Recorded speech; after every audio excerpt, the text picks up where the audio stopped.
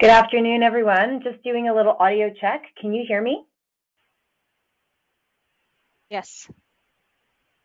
Excellent. Okay, I'm going to put myself back on mute now, and we'll be back shortly.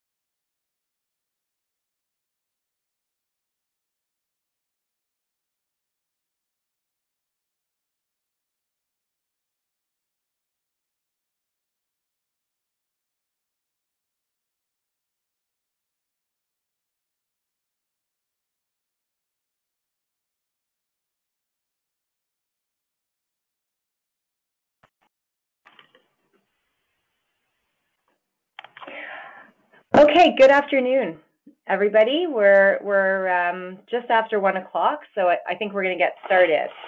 Just wanting to do another sound check, just making sure everyone can hear us. Yes. Okay, wonderful.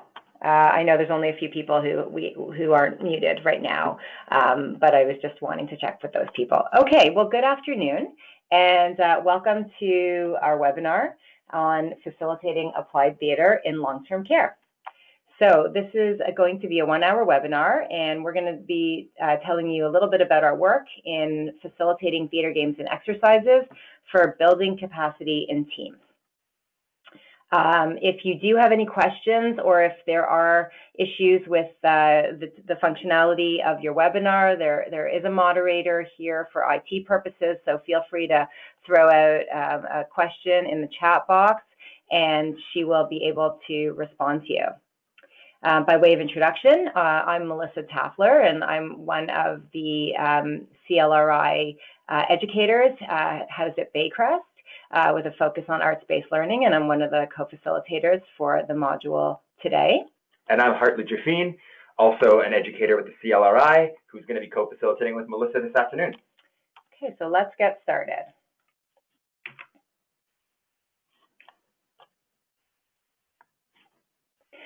Okay, so for those who have not attended a webinar before or are not familiar with the CLRI, just a bit of information about what we do.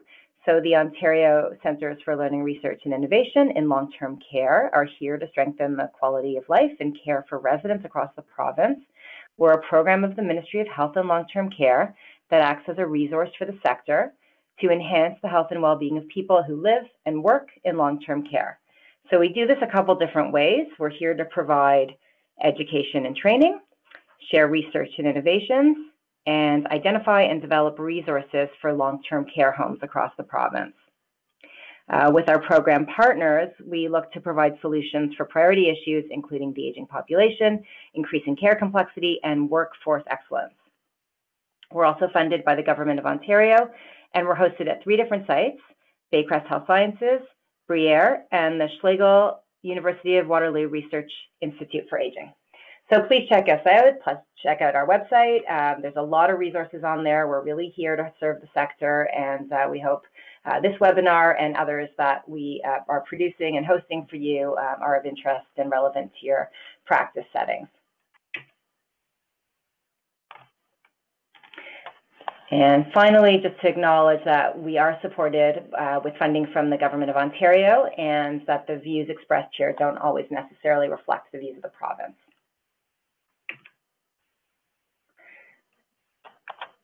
Okay, so these are the objectives of the webinar for today. We want to teach you about applied theatre as an approach to teaching and learning in long-term care. I hope you're here on the website because you're curious about what theatre might have to do with your work in long-term care, and that isn't a intersection that most people may have heard of before. So we hope that you're curious and excited about the ideas, and we're going to give you some context about it and help you start to think about how they intersect and make some links between the applied theatre and the field of long-term care.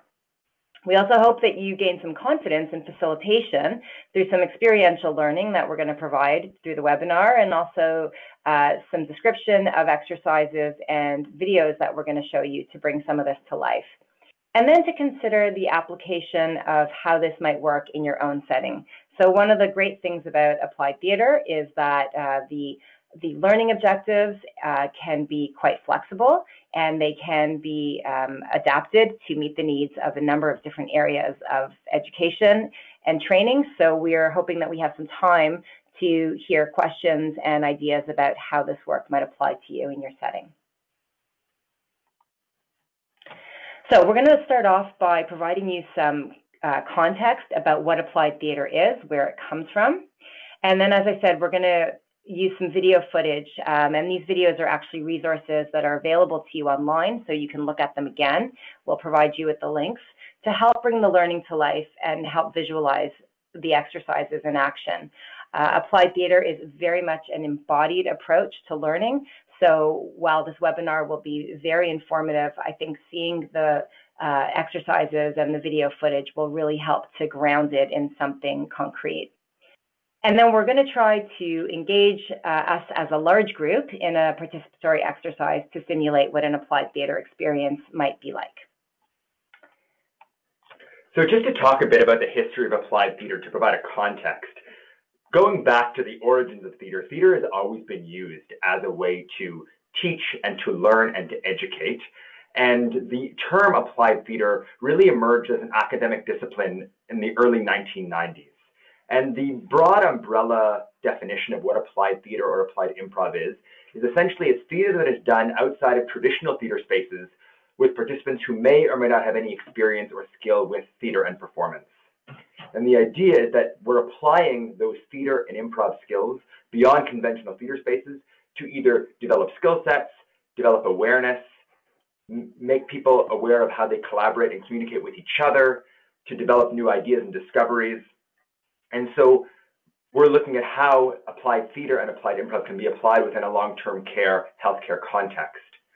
The history of applied theater in many ways as a terminology and as a field begins in the 1960s with the work of Augusto Boal in Brazil with the Theater of the Oppressed, where he was looking at how theater could be a vehicle to explore social change within Brazil. And we've adapted several of Augusto Boal's exercises for a healthcare context, as well as the work of Dorothy Heathcote in England with her work in theater in education, which looked at and explored how one can use theater as a way to teach, as Melissa mentioned, as an embodied learning experience.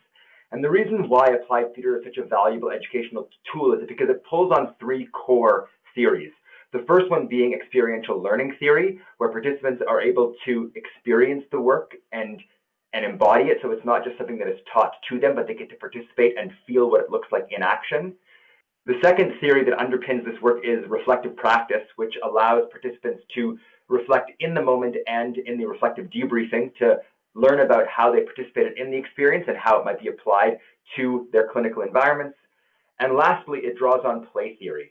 This work is very fun, it's very playful, and from us, we borrow the term serious play from the theater artist Katie Watson, who talks about how the methodology operates in a way that the method is fun, but the content is serious. So while the participants are having a lot of fun and laughing and having a lot of joy, there are a lot of important learnings that are gained from the debriefing of the experience. Okay, so that's a really high-level overview of applied theater in a quick minute or two. But for the purposes of our webinar today, we really want to understand how have we taken this work and really harnessed it, the value of it, and applied it to the context of long-term care. So what we're really doing here is using theater games and exercises to uncover and explore interprofessional competencies that are directly related to the practice setting in long-term care. So we're really using this approach to dig into the layers of meaning that are connected to skills such as empathy and communication, and unpacking concepts such as professionalism and power. These are just examples of the kinds of skills that applied theater is well suited to help learners really appreciate all the components of. There are others, and we'll talk later about some of the other concepts and skills that are important to practice that we've addressed through the applied theater workshops that we've done. So because these concepts and ideas are so multi-layered, they really can't be taught authentically using traditional types of pedagogy, because kind of more traditional pedagogy doesn't offer up enough space for, as Hartley was mentioning, authentic reflection or really truly trying to understand the perspective of the other person. These exercises, because they're so embodied, help individuals and teams understand these concepts more fully and appreciate the complexities of them and the factors that influence them. They also, these exercises make space for use of self, both personally and professionally. And when we can pull in the integration of the self personally, learning becomes much more authentic to the participant, and usually kind of is ingrained in them in a deeper way. So therefore, we see a good alignment between the objectives of the learning that we want to target in applied theater and this particular method of teaching. Additionally, when we're asking staff on a daily basis in long-term care to be more creative and to be more present with their work environments and to be thinking outside the box when it comes to dealing with difficult and challenging behaviors with residents and scenarios, especially at the pace that they work in, and then when you overlay all the challenges with dementia on top of that, we need to give them experiences that allow them to practice those kinds of skills, the ability to be spontaneous, the ability to put yourself in the perspective of another, and in that way help them to transfer these skills into the work environment. And one of the benefits of this modality is that it allows for participants to practice and rehearse in a very safe way where there's no real patient and there's no real clinical context at risk. It's just a space to play creatively. Okay, so again, why is it useful in long-term care? One of the reasons that we have seen it to be useful is because it addresses the needs, the learning needs of a diverse workforce. We know that there is wide variation of learners in long-term care, that many workers are older, many workers have less formal education, and as well, English is often a second language for much of the workforce. So in this way, applied theater, even if it encompasses a wide variation in learners, it allows all learners to engage equally, because the work relies more on the use of body language, for one. And another reason is that it accepts all responses as possibilities, rather than having predetermined content that learners are required to obtain. In applied theater, knowledge builds from the discussions and the perspectives of the group. As we facilitate debriefs and learners contribute their thoughts and perspectives, new ideas and new thoughts and new perspectives emerge. And when we take those perspectives and we go with them, what happens is a number of possibilities of ways of approaching a situation are illuminated. Applied theater also generates two outcomes that are nearly impossible to achieve through more traditional pedagogy, and those are empathetic connection to the work and to one another through the work, and different ways of knowing, including through gesture and tone. So that's really talking about the nonverbal communication and the nonverbal learning that happens through applied theater, which is such a rich source of knowledge and one that we often don't pay attention to when we're focused on traditional forms of teaching. But particularly when we apply that to caring for people with dementia, the need to observe gesture and tone and nonverbal ways of communicating is so critically important. So here's an embodied learning experience that helps learners pay attention to those kinds of things. We also think applied theater is useful in long-term care because it's effective in generating authentic responses to those multi-layered concepts that I was suggesting to you earlier. Things like holding empathy, things like dealing with ambiguity. If you think about theater, you know that while you're watching a play, you're also taking in information and you're responding to the emotions of what you're seeing and also reflecting on how you can relate to these situations in your own life and how the actors in the play either resemble values that are similar to yours or perhaps that you disagree with. This is one of the unique qualities of theater and other arts-based approaches. They make you think and feel at the same time. And so when we do this, we can translate a more authentic understanding of situations and responses into the learning. So we work through these exercises, and then through our debrief, we bring the learning back into the practice setting so that it becomes very clear how the learning applies to skills that are related to our work environments. Okay, so that's kind of the foundation and context around applied theater and the connections to long-term care. I don't know, a photo just popped up. I'm not sure if it was on the screen before, but here's just one of our photo of one of our workshops and one of the exercises in action. We have done some evaluation around the effectiveness of the work. We did begin to develop the curriculum that we now have through a SIM1 Research Evaluation and Innovation Grant, where we started considering how applied theater could be considered a low fidelity form of simulation. So what we did was design a full day workshop where participants who were frontline staff in long-term care moved through a full day workshop. And we kind of grouped exercises through target learning objectives that we knew were important to unpack for these particular groups of learners.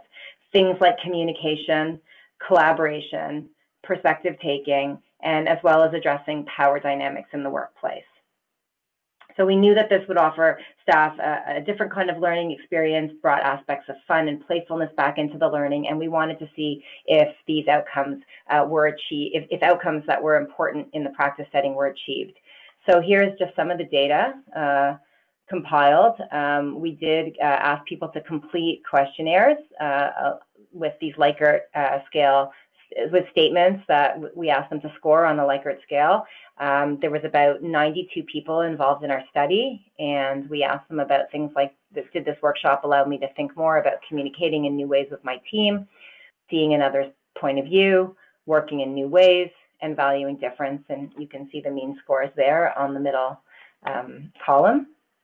And then in terms of some qualitative data that we collected, we asked people through individual interviews and focus groups some questions. And here are some of the statements that we felt were directly applied to important skills in the long-term care setting around what they would do differently after experiencing the theater workshop. So you can see the quotes: adapting different ideas, being aware of power struggles and how they impact clinical practice, checking on beliefs, values, and ideas, and respecting those of others, building relationships with coworkers, realizing that my communication might be misunderstood and being understanding of that if it did happen, and looking at things from different perspectives. Just to add on to what Melissa's talking about, another real positive value of this work is the idea that there is no expert in the room, that all of this work is very leveling, and the exercises and experiences that are offered, no one has ever participated in, or few have ever participated in. So it allows for everyone to start together and learn together from the same entry point.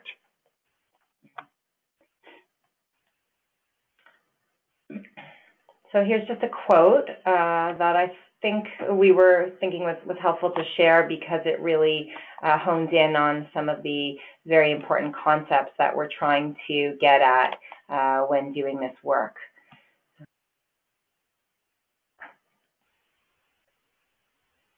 And this is, a really key quote, I think, because it helps to see where this learner has made the link between experiencing the work and then understanding how it applies to the practice setting.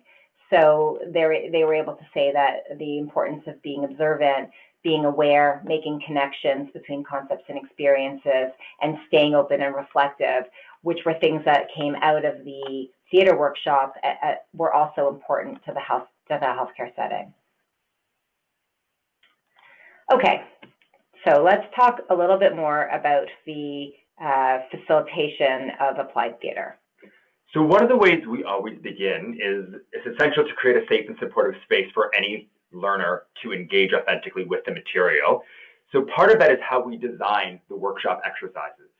All of the exercises that we do to start, and we'll share one in a moment, is starting with low risk, low focus exercises. And what that means is that it's an exercise where Melissa or I are the central focus, or in view of everyone, and the participants are playing together collectively. So there's not one person who is up in front of the room or is with all eyes on them. And then as the experience continues, we slowly start to build in more and more higher focus exercises for the participants. After every exercise, we have a facilitated debrief, which we'll talk more about later on in the webinar.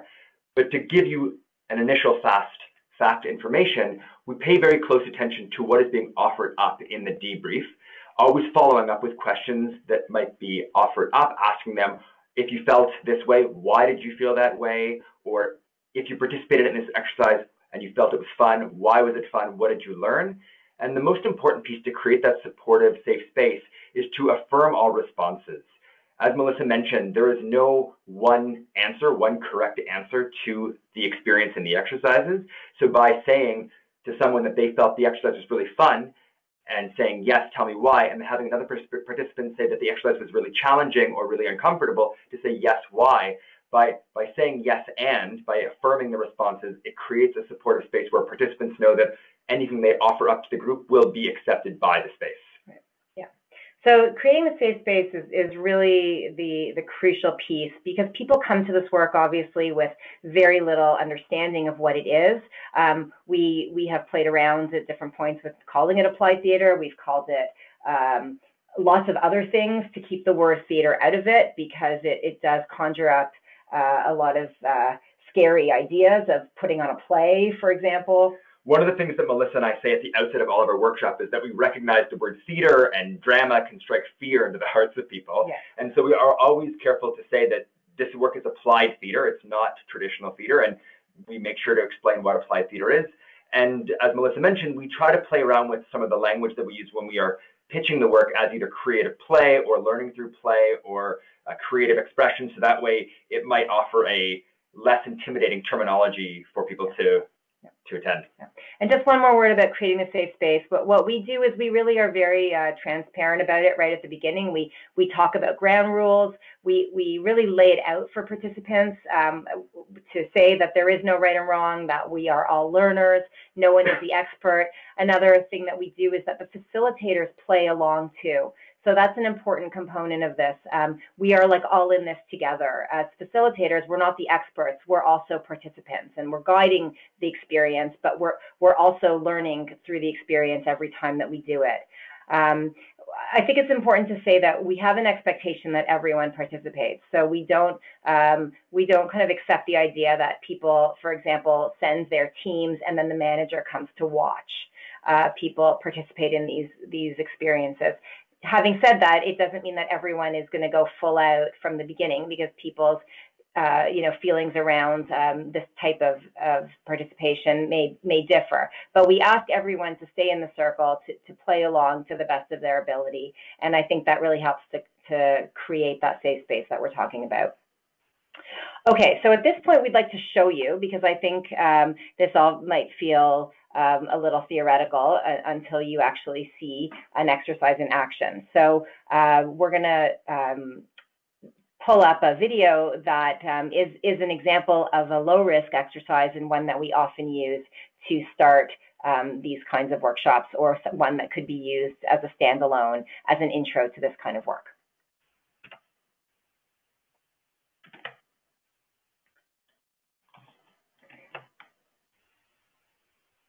Okay, I'm just going to mute myself so that we can get this video up, and just give us a second, and thanks for your patience.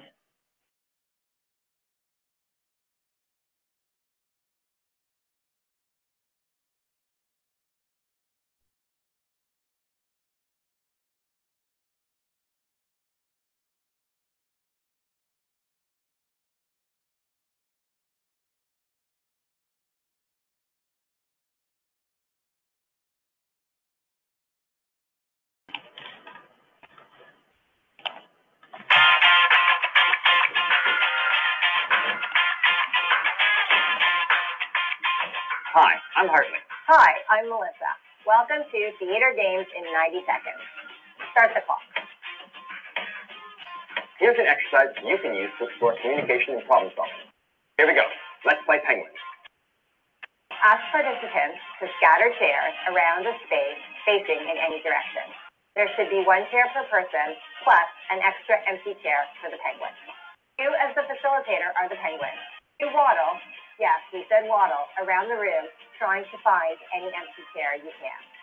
The objective is to prevent penguins from sitting down by working together to switch seats before the penguin can get to an empty chair.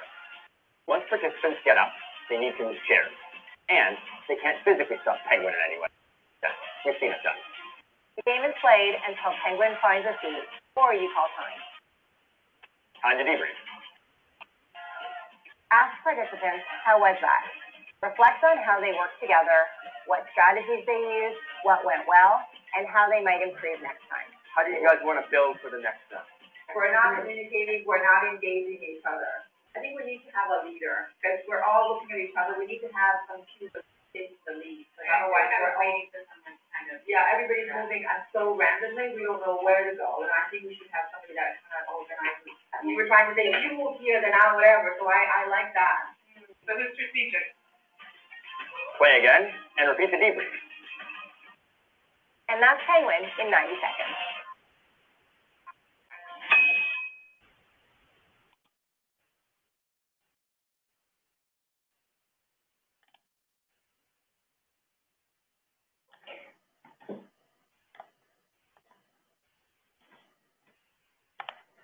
So that's a quick example of an exercise that we often use to start our workshops. We've used this with participants as a way to set the tone for what this work looks like in terms of the playful nature of the work, and it gives an opportunity to have fun with their team. And we've used it, as the debrief said, as an opportunity to talk about how the team collaborated together, how they worked together to achieve a common goal, to keep Penguin from sitting down, and what it feels like to have the opportunity to problem solve.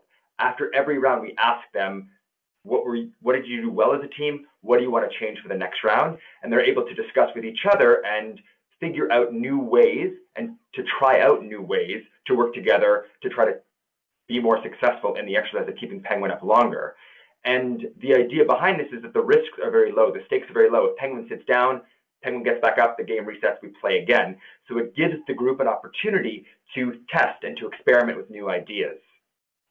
Like I said, the focus is all on us as the Penguin. The players are all working together towards keeping Penguin up, so everyone is playing together as a collective against the facilitator.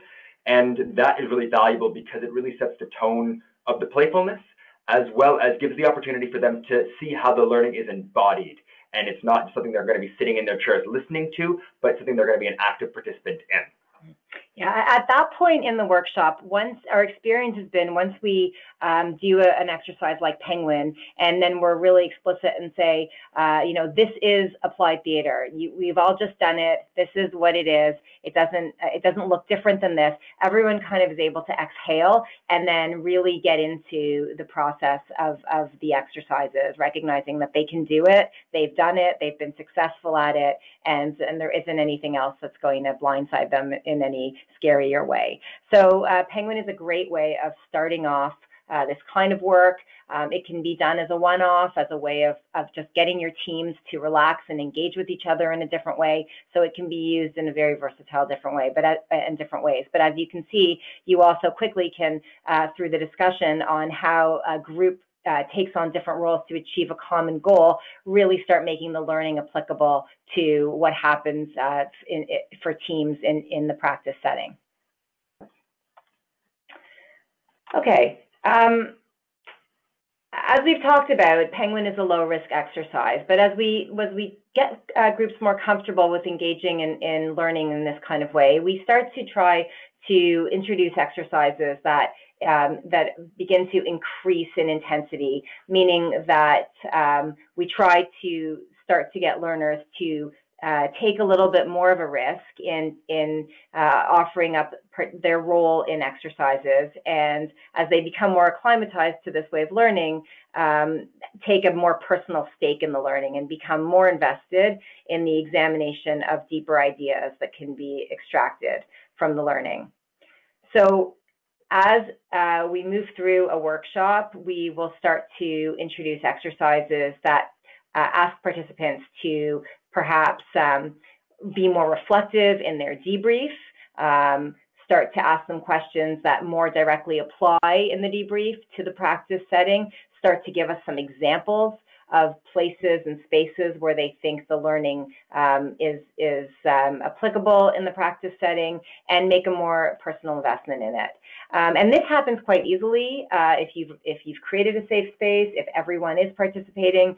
This seems to be able to happen quite smoothly as people start to understand the value of the exercise and want to really engage with the work.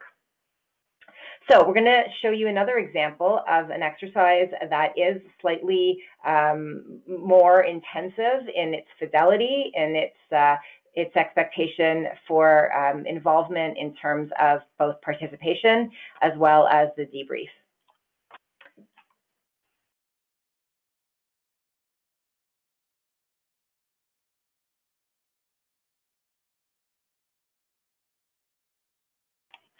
Okay, here we go.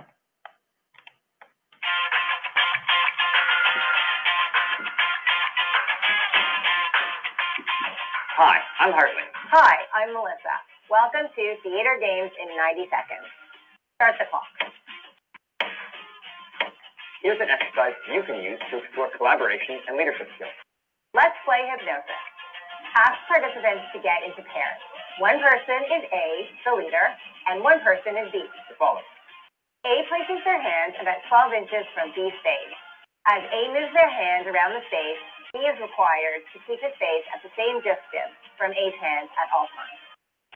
Encourage A to play with speed, level, and space. This game is done non-verbally. The game is played until you call time. Time to debrief. Ask the A's and then the B's to share their experiences in their roles. What was it like to be the A or the B? What did you notice? In A and B, who do we think has the power? I think it depends on the rule. Okay, because I'm hearing a lot of people say they like A because of the power and the control. And the question we always ask is, how does B have power? Because if they don't follow, then A put their hand anywhere they want. I feel that's vulnerable. Okay. Yeah, it raises issues of vulnerability because you have no idea what you're in for. Play the game again. Ask your parents to switch roles. In the debrief, ask, which role did you prefer? How did it feel to lead and or follow? What did you do differently, knowing how it felt the first time? And that's hypnosis in 90 seconds.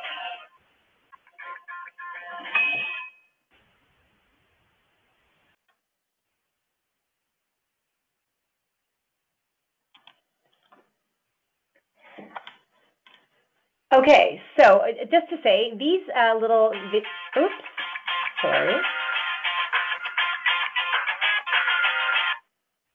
about that. These little videos are available on YouTube, and we can give you the links. It's just hashtag Theater Games in 90 seconds, so you can take a look at them again. They're used as little bite-sized learning opportunities to just get a quick and easy overview of one exercise that you might want to try out with your learners to see how you could feel comfortable engaging in the work and to help guide you through the debrief if that's what you're after. So you can take a look at them on YouTube. Okay, so a word about facilitating the debrief. The debrief is obviously very critical to this way of teaching, because if it's not unpacked well, if it's not a fulsome discussion, then it really is hard for people to make the link between the exercises and the value of the learning in the practice setting. So you really do want to spend some time considering what you want your learners to get out of these exercises, and how you might want to structure your prompts so that it elicits, if possible, comments and reflections that are related to the kinds of learning objectives that you have. But here are just a couple of guidelines around the way you can consider the debrief. One of the things you want to do is start with prompts that focus first on the experience itself. So as I think Hartley mentioned, we would ask things like, how was that? How did it feel? What did you notice? So that really leaves it very open-ended and gives participants the opportunity to share really whatever it is that came up for them in the process of participating in the exercise. Okay, be careful to use conditional language. So this is really important, because what we don't want to do is restrict people from offering up suggestions unless they're sure that they feel that way. So we don't, by using conditional language in the way you pose the question, you might open up and model a more kind of open-ended way of having the discussion. So things like using questions like, or language like, what might this have to do with your work? How might you see this applying in the practice setting? It gives people the opportunity to offer up a suggestion without fear that they are having to fully commit to that idea, and maybe leaving open the idea that if somebody else offers up a suggestion, they also have the ability to change the way they see it because they've really considered how someone else might see it. But using conditional language creates a little more safety around the reflective debrief. And the debrief allows all the learners to make meaning of their own experiences.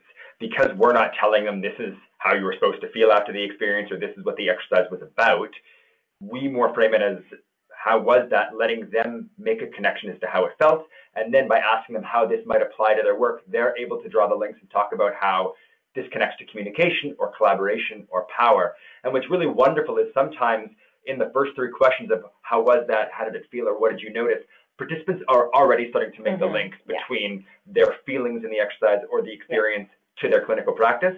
And if they don't go there initially, then we would guide them with these types of questions around how this might connect to their clinical practice and their workplace settings. Exactly. And as they get more familiar with this work, you find that the debrief is almost self-guided because people understand that they're already making the links and they want to make the links more organically. So, for example, in Columbia Hypnosis, a way of understanding how to link the experience of the exercise with the practice setting is that people start to talk about, we do talk about in the debrief, what does it feel like to take the lead, and that's what people will talk about when they're the A, and then when they're the B, they'll talk about and reflect on what it felt like to be the follower. And then what happens is people start to have discussion in this more safe way about being the leader or being the follower, or their tendencies to be the leader and the follower, or their tendencies not to be the leader or the follower in the workplace, and how this has an impact on their behavior or in their performance on a team. So this is just an example of how that experience that you saw in the video then might start linking to roles and responsibilities in the practice setting that are impactful in team functioning. Just to give an example, in the debriefing of hypnosis, participants will identify they felt more comfortable being the leader or more comfortable being the follower, reflecting on how when they were a follower, they didn't realize how hard it was to lead, and then applying that to a workplace setting around who the manager is and saying that they are allowed to empathetically connect with another role, to say, oh, now that I've had a chance to play another role, I'm able to see what that looks like from that perspective. So that is a few examples of how they've been able to take the experience in hypnosis and apply it to a clinical context. Yeah. Okay. So we've got, well, not that much time left, but still, I think at this point, enough time to just pause here and see if there are questions that you have that we can address for you while we have the time to do that. So I think we'll just throw it out there. If you do have a question that you're interested in having us address, you can put it in the chat box, and we will respond to it.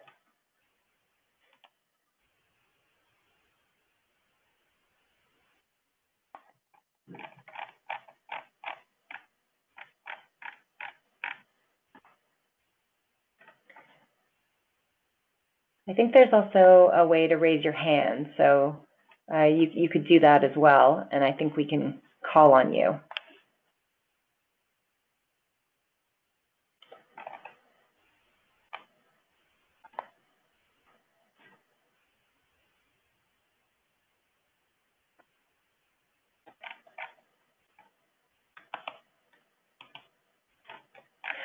Okay, anyways, no questions or as of yet, so that's okay. If you do have a question, feel free to put it in the chat box, and we'll go on, and then we can come back to it and address it. Okay. So one of the things that we wanted to do to wrap up the webinar is to see how we can take you through an example of one of the exercises that we do in the workshops, and we'll do it together as a group. So this exercise is called the character build, and what we're going to do is this is going to require your participation in this experience. What we typically do in the character build is we put a number up on the wall. For example, 88, which is representative of a resident who is living in long-term care. Or we'll put up a number like 42, which we explain is representative of a healthcare professional or a family member of someone who is a resident in long-term care.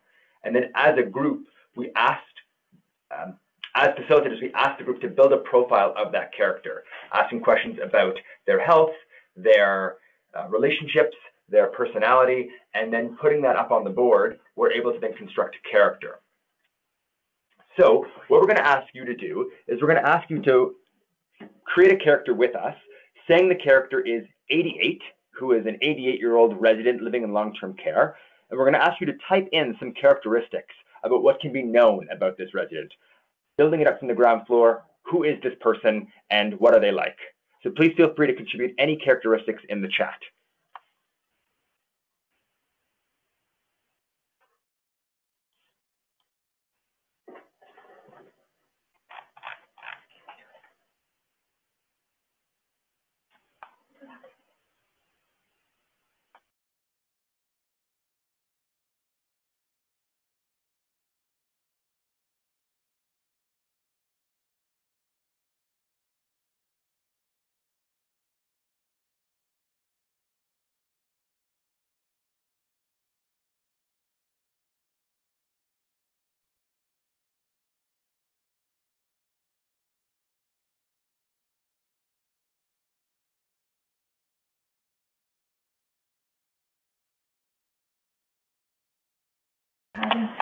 So the character that we're creating is a character who is a widow or widower, has a great sense of humor, is a retired farmer, was married, no children, but has nieces and nephews who support care decisions, has dementia, has received a recent change in cognitive skills, female, there's a language barrier, and this person is unpredictable.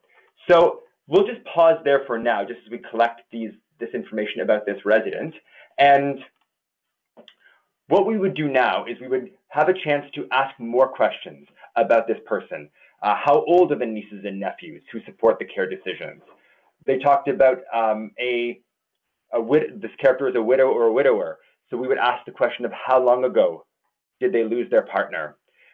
Hearing impaired, we might learn more about how impaired the hearing is. Are they mild? Is it severe? And as a way to ask those questions is a way to deepen the understanding of who this character is.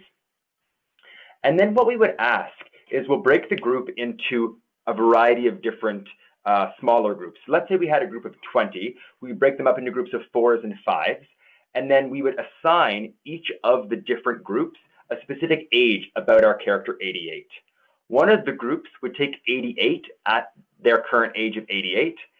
And then another group would take 88 in their 60s, in their 40s, in their 30s, in their 20s. And then we would ask each group to create a frozen tableau image of 88 at their current age, when they were alive in the 60s, when they were alive in the 40s, 20s, 30s, etc. And then we'll have an opportunity to share the frozen tableau images back to the group at large. And essentially what we are seeing is the character's life through the ages. And the value of this is that it promotes a really deep understanding and a holistic look at who this character is.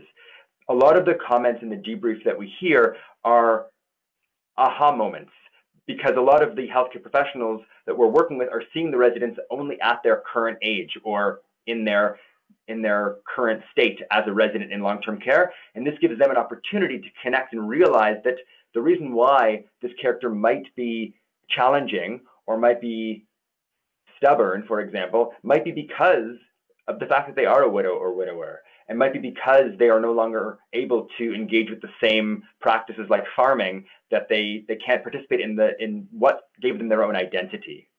And this can be done, as I mentioned, with healthcare professionals as well, to unpack somebody else on the team or a different role in the team to, again, demonstrate an understanding of who that person is and what their background is, or a family member.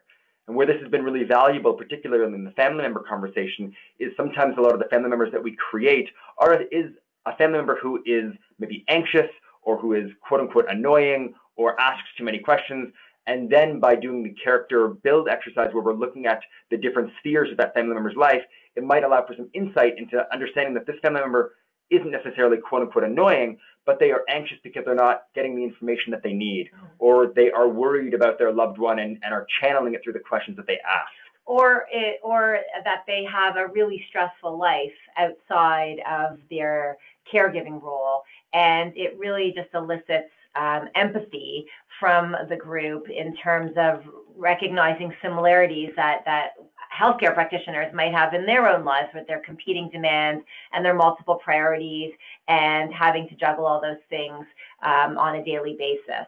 So what we've found is Character Builds is an exercise that really helps to help practitioners and learners hold empathy in the context of working with people with dementia and working with families with dementia, and even just working in the long-term care setting as in different roles that they hold, and how challenging it can be when you put the work in the context of a person's greater life experience.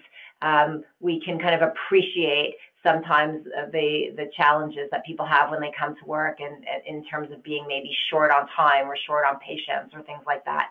So it is an exercise in promoting empathy and getting people to hold on to empathy and recognize the value of empathy, and getting helping people make the connection between a client's current situation and their backstory, and recognizing that everybody has a backstory and everyone has a story, and we need to see people from a multidimensional perspective rather than just the one slice of the pie that we tend to focus on. And just to circle back to the conversation on facilitation and accepting all offers, if you're playing and participating in this exercise and you get something that conflicts with each other, what we often do is turn it back to the group. So for example, if one person says the character is male or the character is female, we would then say, okay, someone said male, someone said female, what does the group think? Or if they were to say, they're married, they're single, again, what does the group think? So we're never making any decisions for the group. The group is able to dictate and to construct the character as a large collaborative group. So anything else on that? Nothing else on that. We do have a question that has popped up that we noticed, and we're welcome to take any additional questions that you might have in the last 9 minutes or so. One of the participants asked here, how large of a group could you do this with? So a lot of the size of the group has to do with the space that you have, but essentially for us, we found a sweet spot to be, 15 to 25 is a good number. You can do it with 30 or 40 as long as you have the space that can accommodate that. We've done it with smaller groups as well, with as small as 7 or 8. But with 15 to 20 people, you get a large mix of voices in the space, and you have a lot of opportunity to have different variations of the exercise. Mm-hmm. Yeah, the other thing I would say is these exercises are really flexible. You can adapt them. You can run them in small groups or 2 groups, versus if you had a large number of people and you wanted to facilitate an exercise, break people up into 2 small groups and run it simultaneously with 2 smaller groups. So there is lots of opportunity as the facilitator to kind of consider your group, consider your learners' needs, and then adapt the exercises and even the logistics in terms of timing and things, and adapt the exercises accordingly. Sometimes we just do less exercises and run them more times, because we find that as people do an exercise more than once, they learn different things from it. They participate in different ways, and it elicits a deeper understanding or a deeper level of participation. So there is really no rule about it. You can really delve into an exercise over and over again, and you may find that as you do that, people really start to participate in different ways.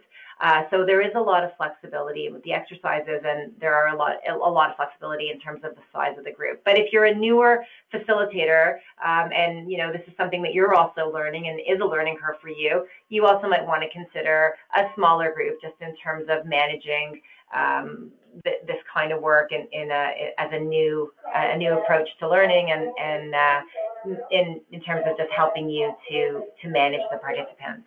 But aside from that, I think you could be really flexible with it.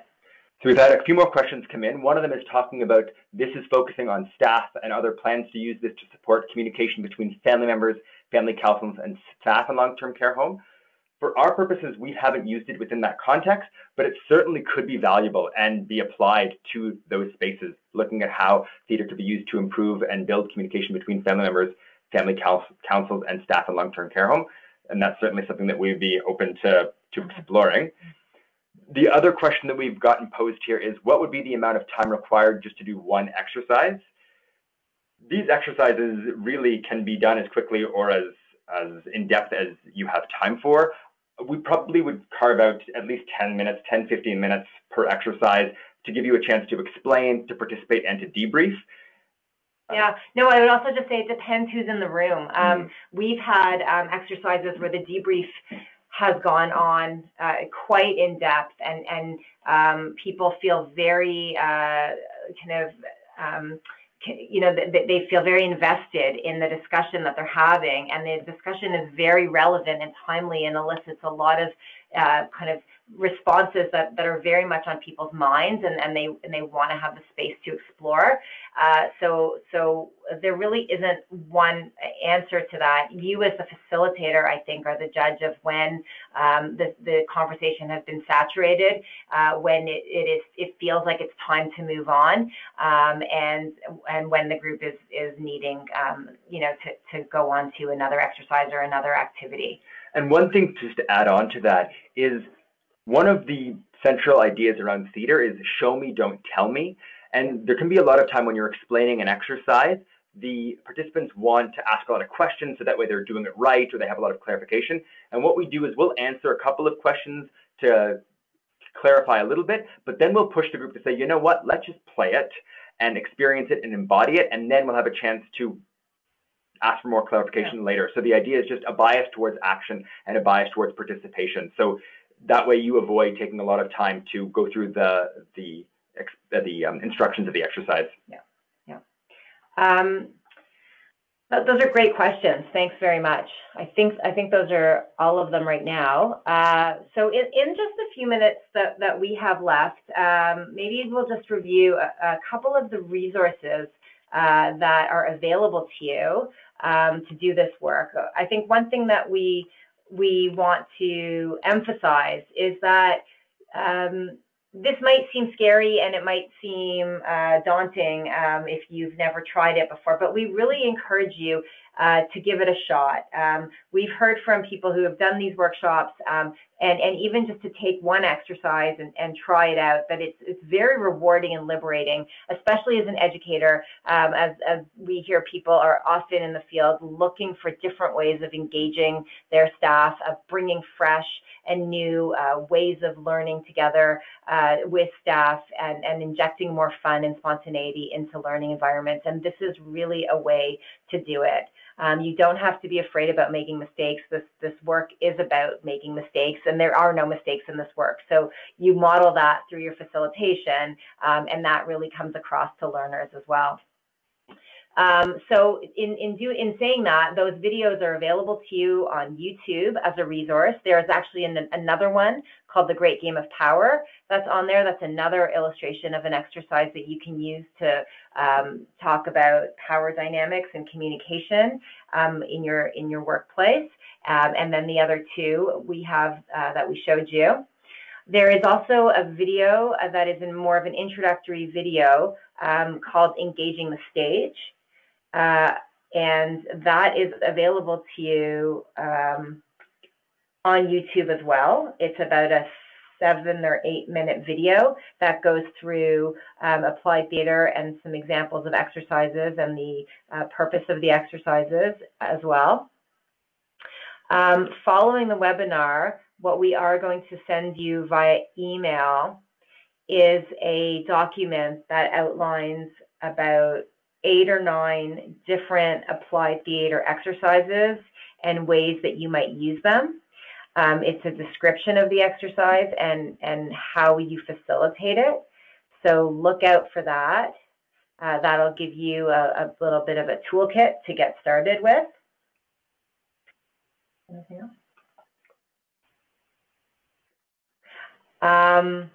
And of course, we are here as co-facilitators to let you know that training in this and workshops are available to you in the sector and in the education sector as well. If you are interested in bringing this kind of work to your teams, to your centers, to your organizations, please reach out. Please get in touch with us. That's part of our mandate. It's why we're here. And we certainly can talk about creating a workshop that fits your needs in terms of the time that you have to allocate, the amount of people, and the kinds of learning that you're looking to do within your team. So feel free to please reach out to us. We've done this workshop and variations of the workshop, shorter, longer, full day, half day, in a number of different settings over the years. And as I said, it's very adaptable and we can make it work for you. Just checking in on any last questions with our last minute. Okay, I don't think so. So I just want to thank you so much. This is our first time trying to facilitate an applied theatre exercise through an e-learning, through a webinar module. It has its challenges, but of course, we're always adapting and learning too. It's part of this work. So thanks for helping us give it a shot. On behalf of Baycrest CLRI, I want to thank you for tuning into the webinar today, and look out for the evaluation and those resources within a couple days in your inbox. Thanks so much. Bye-bye.